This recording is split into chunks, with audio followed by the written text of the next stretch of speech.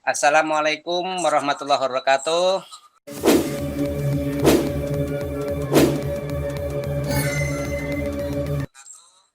Selamat siang, Waalaikumsalam salam warahmatullahi sejahtera wabarakatuh. buat kita semua. Yang terhormat Ibu Yeti, terima kasih telah hadir ya. Terus kemudian yang terhormat Nona Dwi Nur ya nanti sebagai moderator ya. Kemudian Nona Monika Azahra ya. Kami ucapkan banyak terima kasih ya atas kesediaannya nih mau menjadi pembicara tentang COVID ya, dampak COVID terhadap perekonomian. Serta hormat Bapak, Ibu, adik-adik sekalian ya untuk peserta webinar pada sore hari ini yang berbahagia. Semoga hari-hari kita menyenangkan. Alhamdulillah puji syukur kita panjatkan karena berkat rahmatnya kita masih bisa berkumpul. Semoga acara ini lancar. Mengingat pentingnya acara ini, maka kami coba ya Bu Yeti untuk kita siarkan langsung melalui website dan di Facebook kita ya. Karena waktu yang sangat terbatas, jadi ini kita pakai Google Meet yang cuman dapat 1 jam ya kalau untuk pakai free. Maka langsung saja saya panggilkan Mbak Dwi Nur yang sangat luar biasa yang akan memandu acara ini. Waktu dan tempat kami persilahkan. Monggo Mbak Dwi. Baik, terima kasih kepada Pak Mugiono selaku host pada acara kita hari ini. Perkenalkan, nama saya Dwi Nur Hidayanti dari SMA PGRI Depok. Hari ini saya bertugas menjadi moderator. Izinkan saya memperkenalkan presenter kita pada hari ini. Presenter kita hari ini bernama Monika Azahra. Ia lahir di Jakarta pada 24 Desember 2003. Sekarang ia masih duduk di bangku SMA di kelas 12 di SMA PGRI Depok. Baik, hadirin yang kami hormati, sebagaimana telah diumumkan, video conference pada hari ini mengambil tema dampak COVID-19 terhadap perekonomian. Sebelum kita mulai, izinkan saya menyampaikan sedikit pengantar. VCT Batch 7 ini sangat penting untuk diikuti karena banyak sekali informasi yang akan kita dapatkan. Informasi akan lebih dipahami jika ada diskusi yang efektif, sehingga saya harap seluruh hadirin bisa mengikuti diskusi dengan sebaik-baiknya. Baiklah, hadirin peserta VCT Batch 7 sekalian, langsung saja kita masuki acara selanjutnya yang merupakan acara inti yang paling kita tunggu, yaitu penyampaian materi dari rekan saya, Saudari Monika Azahra. Setelah pemaparan materi, nanti akan ada sesi tanya-jawab dan diskusi. Untuk Saudari Monika, waktu dan tempat saya persilahkan. Terima kasih kepada teman rekan saya, Saudari Dwi. Saya Monika Azahra dari SMA PGRI Depok. Pada kesempatan kali ini, saya bertugas sebagai presenter yang akan memaparkan materi. Baik, saya akan memulai memaparkan materi tentang dampak COVID-19 terhadap perekonomian. Sejak bulan Maret 2020, COVID-19 mulai masuk dan menyebar di Indonesia. Sejak saat itu, hingga hari ini terdapat 437.716 kasus terkonfirmasi dan 14.614 jiwa yang telah meninggal karena terinfeksi virus tersebut. Jumlah angka ini diambil dari data Satgas Penanganan COVID-19. Hal inilah yang membuat pemerintah menetapkan peraturan PSBB atau pembatasan sosial berskala besar. Pertumbuhan ekonomi di Indonesia. Sektor ekonomi mengalami dampak serius akibat pandemi virus corona. Pembatasan aktivitas masyarakat berpengaruh pada aktivitas bisnis yang kemudian berimbas pada perekonomian. Laporan Badan Pusat Statistik atau BPS pada bulan Agustus lalu menyebut bahwa pertumbuhan ekonomi di Indonesia pada kuartil 2 tahun 2020 mencapai angka minus 5,32%, yang sebelumnya pada kuartil 1 2020 BPS melaporkan bahwa pertumbuhan ekonomi Indonesia hanya tumbuh sebesar 2,97%. Turun jauh dari pertumbuhan sebesar 5,02% pada periode yang sama pada tahun 2019 lalu. Kinerja ekonomi yang melemah ini turut pula berdampak pada situasi ketenagakerjaan di Indonesia. Pengaruh penyebaran COVID-19 pada perekonomian. Yang pertama ada meningkatnya angka pengangguran. Terhambatnya aktivitas perekonomian secara otomatis membuat pelaku usaha melakukan efisiensi untuk menekan angka kerugian. Akibatnya, banyak pekerja yang dirumahkan atau bahkan diberhentikan, yaitu PHK. Berdasarkan data Kementerian Ketenagakerjaan atau Kemenker, pada 7 April 2020 lalu, akibat pandemi COVID-19, tercatat sebanyak 39.977 perusahaan di sektor formal yang memilih merumahkan dan melakukan PHK terhadap pekerjanya. Total, terdapat 1,5 juta jiwa pekerja telah dirumahkan dan terkena PHK. Dari angka tersebut, 90% dirumahkan dan 10%-nya lagi terkena PHK. Selanjutnya, ada pembatalan penerbangan domestik dan internasional. Kementerian Perhubungan mencatat COVID-19 turut menumbangkan industri penerbangan.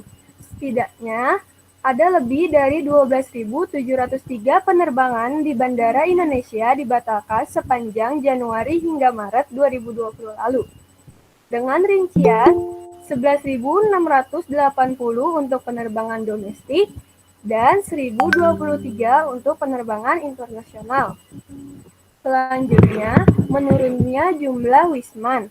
Kunjungan wisatawan mancanegara atau wisman memberikan pengaruh besar terhadap perekonomian dalam negeri, di mana angka perekonomian Indonesia banyak didapatkan dari sektor pariwisata.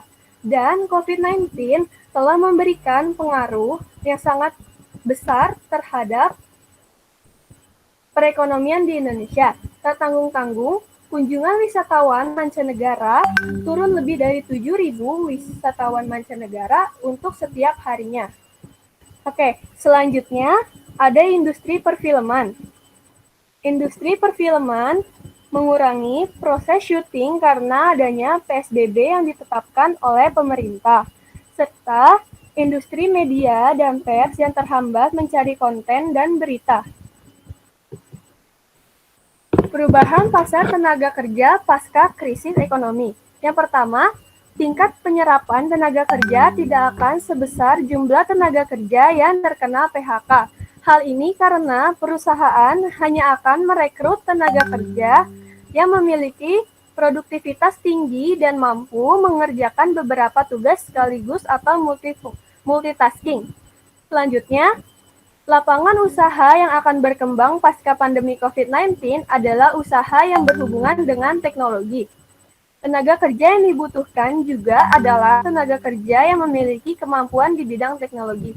Hal ini karena selama masa pandemi kita dituntut untuk memanfaatkan kemajuan-kemajuan teknologi yang sudah ada, seperti membeli kebutuhan pokok dan belajar secara daring yang dilakukan oleh para pelajar. Selanjutnya, ada sistem alih daya atau outsourcing dan pekerja kontrak akan lebih diminati oleh pelaku usaha. Sebab keduanya memberikan fleksibilitas tinggi kepada perusahaan dalam hubungannya dengan tenaga kerja. Upaya pemerintah dalam menangani perekonomian selama masa pandemi. Yang pertama, pajak penghasilan ditanggung pemerintah. Penghasilan teratur yang diterima oleh pegawai berpenghasilan Rp200 juta setahun yang bekerja pada perusahaan yang terdampak pandemi virus corona mendapat fasilitas pajak penghasilan pasal 21 ditanggung penuh oleh pemerintah. Yang kedua, ada kelonggaran pembayaran kredit.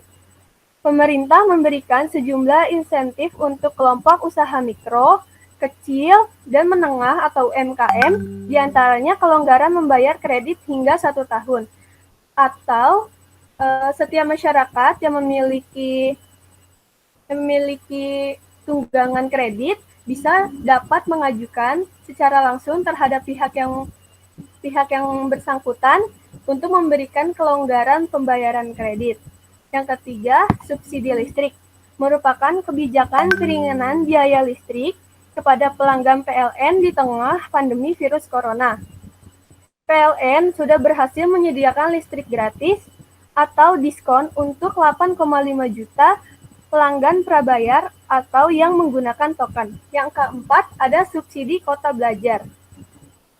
Untuk menunjang proses kegiatan belajar dari rumah, Kemendikbud sudah melakukan kerjasama dengan beberapa provider telekomunikasi seperti Indosat, Telkomsel, XL, Tri, dan lainnya untuk memberikan kota edukasi untuk mengakses aplikasi website belajar. Selanjutnya ada subsidi kebutuhan pokok, yaitu jumlah sembako yang diberikan senilai 600.000 per bulan dan diberikan selama 3 bulan.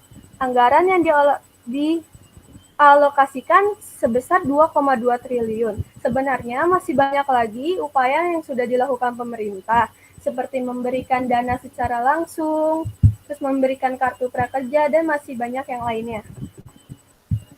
Selanjutnya, ada solusi mengatasi perekonomian. Yang pertama, bisa membuka bisnis kuliner di rumah.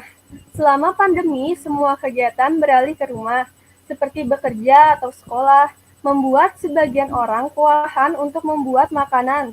Peluang untuk mulai berbisnis saat pandemi di bidang kuliner, seperti menyediakan masakan rumah hingga kue atau minuman ringan yang dapat memanfaatkan kemajuan teknologi. Yang kedua, membuka online shop.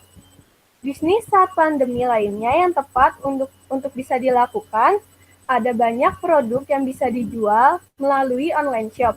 Menjual barang-barang yang banyak orang butuhkan selama pandemi virus corona, seperti mulai dari masker, obat-obatan, vitamin, itu pasti banyak diminati oleh masyarakat. Yang terakhir ada usaha memproduksi masker kain. Keluarnya himbauan bahwa masker medis diperuntukkan bagi para pejuang garda terdepan dalam menangani pasien COVID dan untuk masyarakat bisa dengan menggunakan masker kain sebagai alternatif. Dan hal ini bisa menjadi peluang usaha bagi yang memiliki keterampilan menjahit menjalani usaha masker kain bisa sangat menguntungkan untuk dijalankan. Sekian presentasi materi dari saya. Saya kembalikan kepada moderator. Oke, terima kasih kepada Saudari Monica yang sudah menyampaikan materi dengan begitu menarik. Kini tiba saatnya kita masuk pada sesi tanya jawab. Bagi audiens yang ingin bertanya, dapat langsung menyalakan mikrofonnya atau dapat bertanya di kolom chat yang nanti akan saya bacakan. Oke deh, karena belum ada yang nanya, saya dulu ya yang ingin bertanya. Kan tadi Saudari Monica menjelaskan dampak COVID-19 terhadap perekonomian. Itu sebagai dampak negatifnya kan.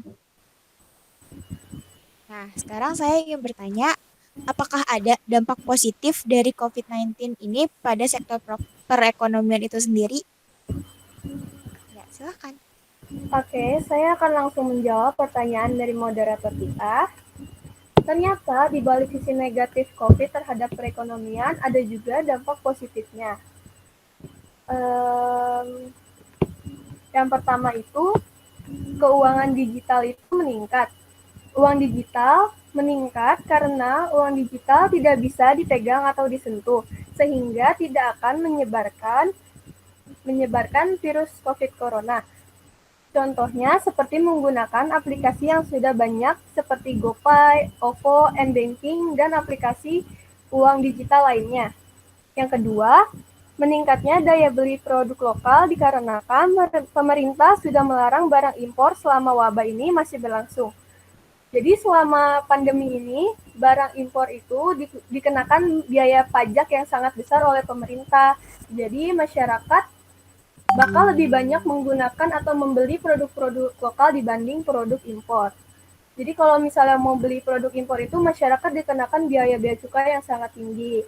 Selanjutnya, polusi udara menurun akibat kurangnya kendaraan yang disebabkan oleh social distancing. Selama social distancing ini dan berlakunya PSBB, banyak kegiatan yang dialihkan ke rumah seperti sekolah dan pekerjaan. Jadi kendaraan-kendaraan yang ada di jalanan itu pasti berkurang dan polusi udara juga berkurang. Sekian jawaban dari saya. Oke, terima kasih atas jawabannya.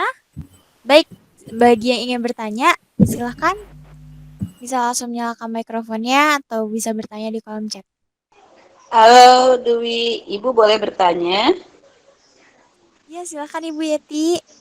Iya, terima kasih. Selamat ya Monica sudah memberikan wawasan kita tentang dampak negatif COVID untuk perekonomian ya. Betul memang yang disampaikan sangat terasa sekali COVID ini membuat perekonomian kita kocar-kacir ya. Nah, bahkan mungkin sebetulnya dibandingkan itu ada yang mengatakan bahwa harusnya kita itu jangan mengutamakan perekonomian, tapi bagaimana kesehatan dulu. Jadi supaya kesehatan itu lebih utama gitu. Nah, pertanyaan Ibu, bagaimana dengan adanya anggapan bahwa perekonomian itu harus diutamakan? Kenapa? Karena supaya orang bisa hidup. Tetapi ada juga yang bilang bahwa dengan COVID ini yang diutamakan bukan perekonomian, pembangunannya, tetapi bagaimana masyarakat sehat dulu. Nah, dari kedua pernyataan itu, menurut Monica bagaimana? Apakah pernyataan ekonomi harus bangkit dulu untuk melawan COVID atau sehat dulu baru membangkitkan perekonomian? Terima kasih. Ya, terima kasih kepada Ibu Yeti yang sudah bertanya. Baik, apakah Saudari Monica sudah bisa menjawab pertanyaannya? Baik, saya akan langsung menjawab pertanyaan dari Ibu Yeti. Kalau menurut saya sendiri, lebih mengunggulkan untuk sektor perekonomian dahulu, karena sektor perekonomian itu juga sangat berdampak untuk perekonomian setiap keluarga, Bu. Karena banyak juga kepala keluarga itu yang dikenakan PHK, sehingga tidak bisa menafkahi keluarganya. Itu kan juga pasti berdampak pada kesehatan keluarganya dong, kalau misalnya kayak kurang bisa membeli kebutuhan pokok seperti jadi makan itu biasanya 3 kali sehari jadi berkurang, itu kan pasti juga imun tubuh juga berkurang. Jadi penyebaran COVID juga gampang meningkat gitu. Jadinya kalau menurut saya lebih baik sektor perekonomian dulu yang diperbaiki. Seperti itu. Oke, untuk Ibu Yeti, apakah jawaban dari Saudari Monica sudah Ibu rasa cukup puas? Iya, sudah. Terima kasih. Oke, baik. Terima kasih Bu Yeti. Oke, ini ada pertanyaan lagi di kolom chat yang akan saya bacakan dari Muhammad Atar.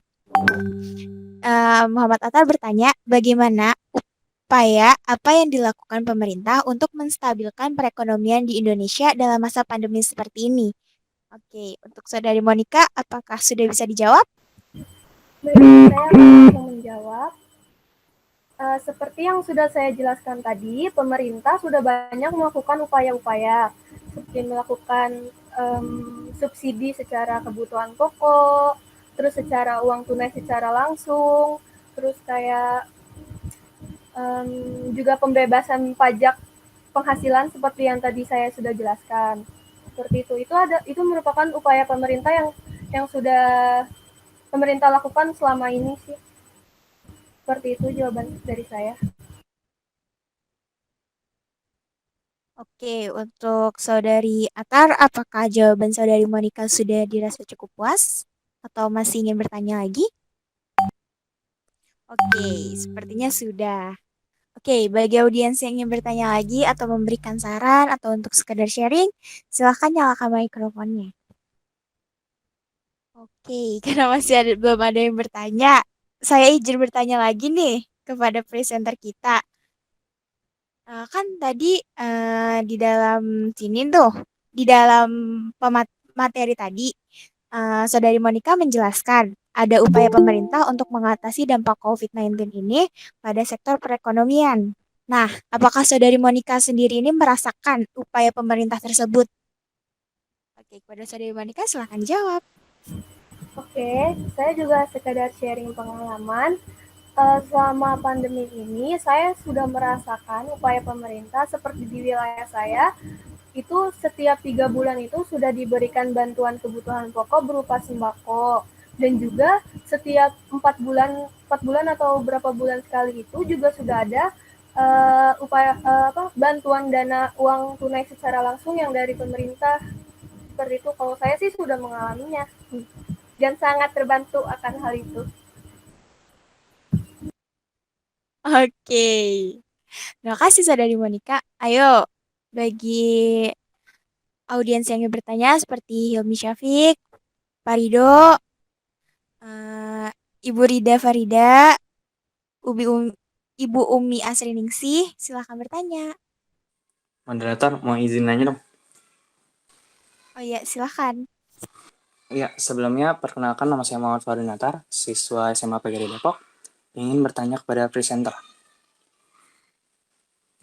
Pertanyaannya adalah, bagaimana pendapatmu akan upaya pemerintah yakni PSBB transisi atau pembatasan sosial berskala besar transisi?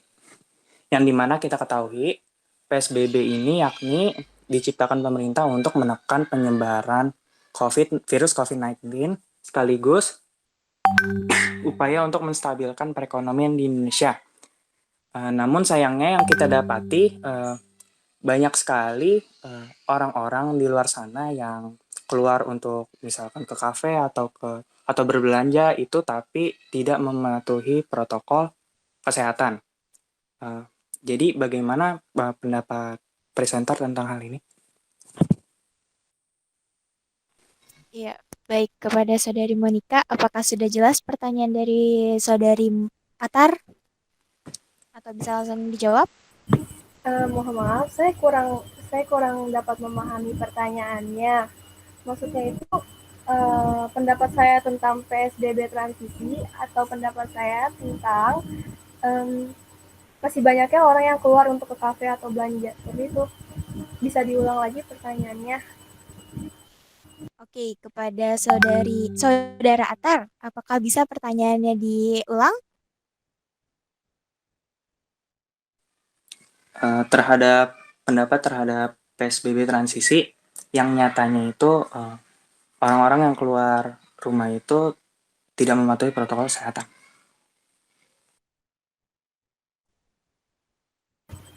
Ya, kepada Saudari Monica, apakah sudah bisa langsung jawab?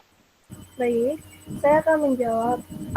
Selama masa PSBB transisi ini, kan pemerintah sudah membolehkan untuk kerja selama 2 pekan kerja, 2 pekan di rumah. Dan kalau untuk orang-orang yang masih berkeluyuran tanpa mematuhi protokol COVID, itu kurangnya kesadaran dari dirinya sendiri sih akan terhadap dampak COVID tersebut. Dan kalau misalnya seperti orang-orang yang terpaksa untuk keluar rumah demi mencari nafkah, ya itu mungkin memang mau gimana lagi karena angka perekonomian itu juga sangat turun dan itu mungkin sangat berdampak untuk kehidupan dia yang menyebabkan mau nggak mau dia harus keluar rumah untuk melakukan pekerjaan demi mendapatkan penghasilan seperti itu sih. Oke, bagi Saudara Atar, apakah jawaban Saudari Monica sudah sesuai dengan jawaban yang diinginkan? Oke, sepertinya sudah. Bagi audiens yang ingin bertanya, silahkan. Kepada Parido, apakah mungkin ada yang ingin ditanyakan atau ingin berbagi ilmu dengan kita? Oke, ada yang ingin bertanya di kolom chat. Dari Hilmi Syafiq. Assalamualaikum warahmatullahi wabarakatuh. Saya Hilmi Syafiq dari SMA PGRI Depok. Pertanyaannya adalah, kan pemerintah mengumumkan bahwa sekarang dikarenakan pertumbuhan ekonomi selalu minus, maka Indonesia sudah memasuki masa resesi. Resesi nih. Nah, menurut Saudari Monica, cara menghadapinya itu bagaimana? Terima kasih. Ya, kepada Saudari Monica, apakah sudah bisa dijawab? Oke, saya akan menjawabnya. Oke, silahkan. Kalau menurut saya sendiri, selama masa pandemi ini, cara menghadapinya itu misalnya dengan mengurangi kebutuhan-kebutuhan yang tidak terlalu penting dulu, lebih mementingkan kebutuhan-kebutuhan yang memang benar-benar dibutuhkan gitu. Terus kalau misalnya punya investasi itu lebih baik bisa digunakan dulu untuk dana cadangan gitu. dan memanfaatkan semua peluang yang ada seperti kayak tadi yang sudah saya sampaikan, bisa melakukan bisnis-bisnis kecil yang bisa dilakukan dari rumah dengan memanfaatkan media sosial. Jadi juga punya dana tambahan selama masa PSBB seperti itu. Oke, baik. Berarti bisa saya simpulkan bahwa cara menghadapi resesi ekonomi yang sudah terjadi, yang sedang terjadi ini adalah mengubah pola hidup kita yang konsumsi yang sering membeli barang mewah menjadi sering membeli bahannya yang barang-barang kebutuhan sehari-hari saja. Yang kedua adalah sering menabung. Terus yang ketiga adalah melindungi sumber penghasilan yang ada. Seperti itu. Oke, baik kepada Ibu Yeti sepertinya ingin bertanya atau sharing dengan kita nih. Ayo, Ibu Yeti silahkan. Iya, terima kasih. Kan sekarang kan adanya itu ya, adanya pembatasan-pembatasan. Seperti misalnya di angkot itu nggak boleh penuh. Kemudian di mall, di bioskop juga kan sama. Padahal itu kan sangat berkaitan dengan roda perekonomian kan. Nah, adanya aturan tersebut, apakah itu malah membuat perekonomian kita lebih turun? Sedangkan tadi kan menurut Monica, kita harus mengutamakan peningkatan perekonomian dibanding dengan pembangunan kesehatan. Nah, itu gimana? Oke, mungkin Saudari Monica sudah bisa menjawabnya. Oke, kalau menurut saya sendiri itu kadang masih bimbang juga sih ya Bu, untuk kesehatan, tapi juga untuk perekonomian. Kalau untuk yang kayak bioskop ditutup, terus kayak diangkut jumlah penumpangnya menurun juga. Kembali lagi ke yang sudah saya tadi omongin, mungkin orang tersebut juga terpaksa melakukan hal-hal itu kayak tetap ngangkut penumpang sampai penuh, terus kayak seperti Alfamart atau Indomaret itu nggak sesuai tutupnya seharusnya jam 8 tapi masih bandel sampai jam 10. Itu mungkin karena terpaksa sih Bu untuk ya itu dia untuk memenuhi kebutuhan ekonomi mereka. Oke, terima kasih. Iya Bu. Ya, Saudari Monica boleh menyampaikan kesimpulan dari pemaparan materi untuk hari ini? Baik, jadi pandemi COVID-19 itu telah memberi banyak dampak negatif terhadap perekonomian secara global maupun terhadap Indonesia itu sendiri. Hampir seluruh sektor terdampak, salah satunya yaitu sektor ekonomi yang mengalami dampak serius akibat pandemi virus corona. Tentu saja hal ini membuat banyak perubahan yang dialami dan pemerintah harus sigap menangani hal tersebut. Sekian materi yang bisa saya sampaikan. Saya kembalikan kepada moderator. Terima kasih. Baik, terima kasih kepada Saudari Monica atas pemaparan materinya dengan begitu baik dan menarik sekali untuk hari ini. Karena topik yang diangkat oleh Saudari Monica itu adalah topik yang sedang kita hadapi sekarang, yaitu masalah perekonomian pada saat COVID-19 ini. Oke. Berhubung sesi tanya jawabnya telah selesai dan sesi diskusi telah selesai, demikian tadi pemaparan materi dan diskusi dari Saudari Monica Azahra. Marilah kita ucapkan Alhamdulillah. Saya sebagai mod Alhamdulillah. saya sebagai moderator mengucapkan terima kasih atas kehadiran dari partisipasinya dan mohon maaf jika ada kesalahan. Wassalamualaikum warahmatullahi wabarakatuh. Oh ya, jangan lupa untuk Waalaikumsalam. absen untuk para hadirin, Ibu Bapak instruktur. Baik, saya kembalikan kepada Bapak Mugiono selaku host. Terima kasih. Terima kasih saudara atau Mbak Nur, Mbak Dwi Nur dan Mbak Monica, luar biasa ya ulasannya. Terima kasih juga ya Bu Yeti atas masukannya, itu jadi ilmu baru, jadi tambahan buat kita semua.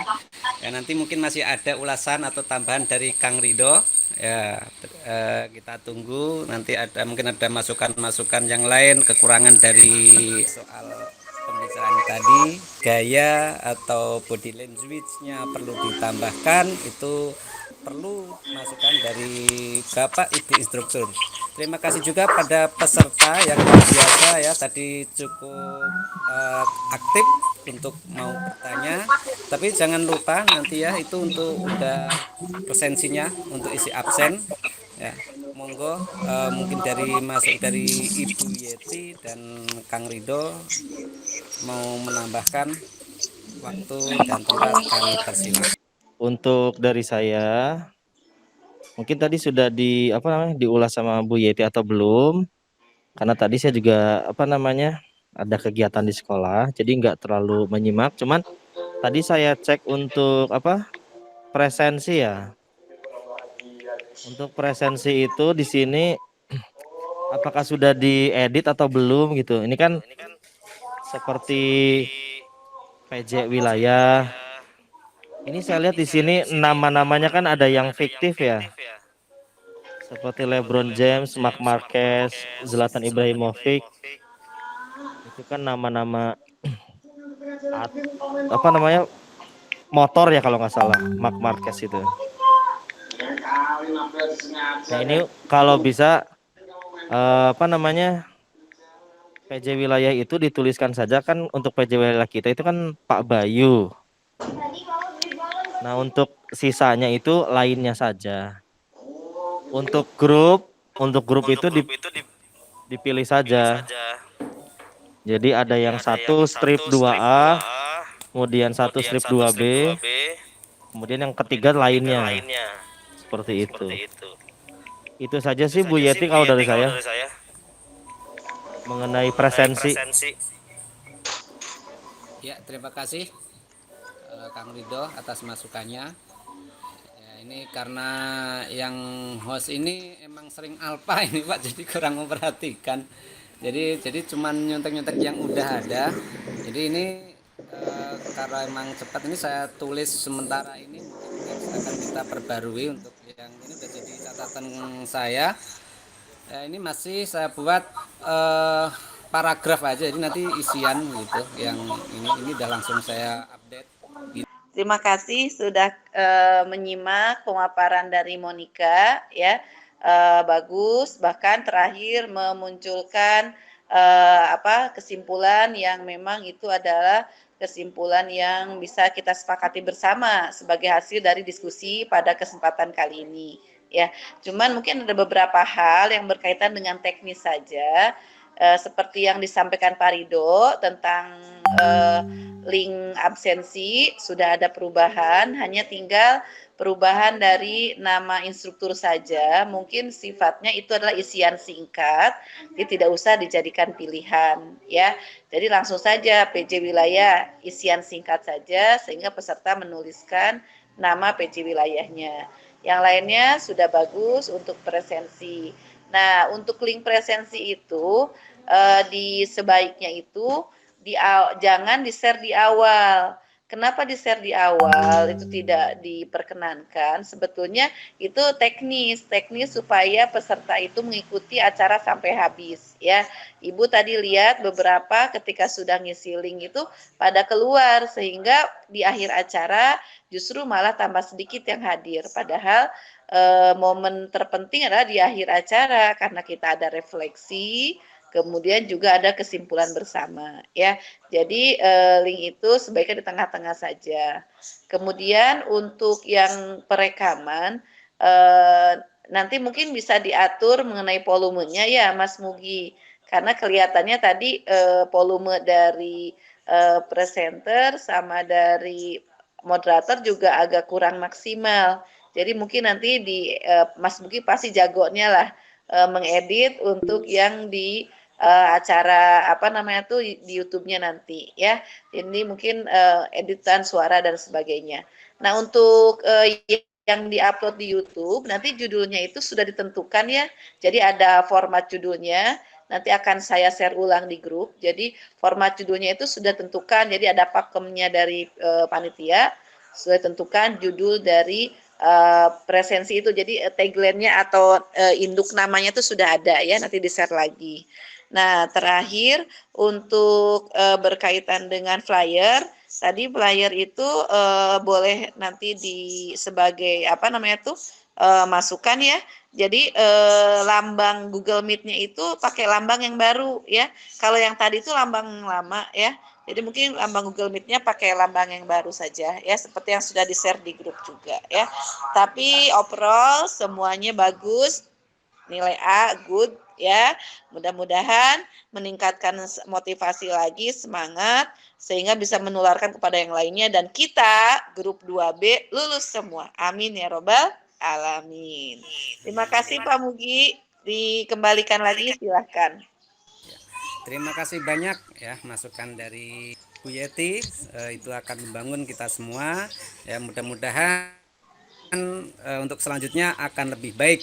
Sekali lagi mungkin sebelum meninggalkan room, sebelum saya akhiri untuk bisa mengisi absensi yang belum mengisi, dari saya akhiri.